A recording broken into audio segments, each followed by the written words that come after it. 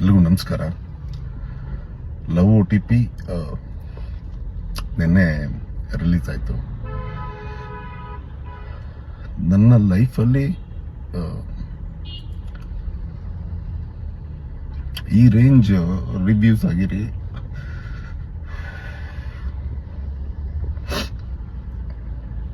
Block buster reviews ಬರಲಿಲ್ಲ, ಯಾವ ಸಿನಿಮಾಗೂ ಬರಲಿಲ್ಲ.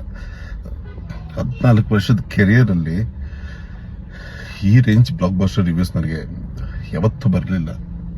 ಬಟ್ ಬೆಳಿಗ್ಗೆ ಕಲೆಕ್ಷನ್ಸ್ ರಿಪೋರ್ಟ್ ನೋಡಿದಾಗ ತುಂಬ ನೋವಾಯಿತು. ಓಕೆ, ಅನೀಶ್ ವರ್ತ್ ಇಲ್ವಾ ಫಿಲ್ಮ್ ಇಂಡಸ್ಟ್ರಿಯಲ್ಲಿ ಅಂತ ಕ್ವಶನಿಂಗ್ ನನಗೆ ಸ್ಟಾರ್ಟ್ ಆಗಿದೆ. ಇಲ್ಲಿ ನಿಲ್ಲಿಸ್ಬಿಡ್ಬೇಕಾ? ಬಿಕಾಸ್ ಇಂಥ ಬ್ಲಾಕ್ ಬಸ್ಟರ್ ರಿವ್ಯೂ ಬಂದ್ರೂ ಯಾಕೋ ನಾನು ರೀಚ್ ಆಗಕ್ಕಾಗ್ತಿಲ್ವಾ, ಇಲ್ಲ ಜನ ಸೆಳಿಯಕ್ಕಾಗ್ತಿಲ್ವಾ? ಬಂದು ನಿನ್ನೆ ಪ್ರೆಸ್ ಅವರೆಲ್ಲ ಕಾಲ್ ಮಾಡಿ ಅವ್ರು ಶಾಕ್ ಇದಾಗ್ತಿದ್ದಾರೆ. ಏನು ಇಷ್ಟು ಚೆನ್ನಾಗಿದೆಯಲ್ಲ, ಬಂದಿಲ್ವಾ ಅಂತ ಶಾಕ್ ಆಗ್ತಿದ್ದಾರೆ. ನನಗೆ ಏನು ಹೇಳ್ಬೇಕು ಗೊತ್ತಾಗ್ತಿಲ್ಲ.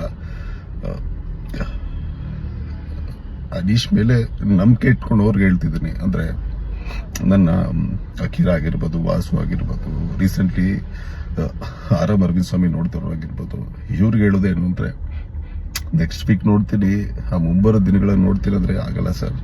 ಯಾಕಂದರೆ ನನಗೆ ಅಂತ ಯಾರೂ ಇಲ್ಲ.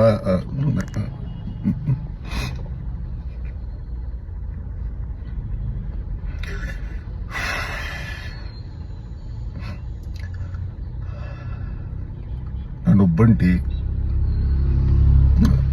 ನನಗೆ ಬ್ಯಾಕ್ ಗ್ರೌಂಡಲ್ಲಿ ಎಲ್ಲವೂ ಆಗುತ್ತೆ. ನೀನು ಬರೀ ನಟನೆ ಮಾಡ್ಕೊಂಡಿರೋ ಅಂದರೆ ಅದು ಆಗದಿರೋ ಕೆಲಸ. ನಟನೆ ಜೊತೆಗೆ ಎಲ್ಲವೂ ನಾನೇ ಮಾಡಬೇಕು. ಸೊ ಇವತ್ತು ವೀಕೆಂಡು ಏನಾದರೂ ಉಳಿಸ್ಬೇಕು ಅಂದರೆ ಈ 2 ದಿನ ಅಷ್ಟೇ. ಅದು ಮಿಸ್ ಆದರೆ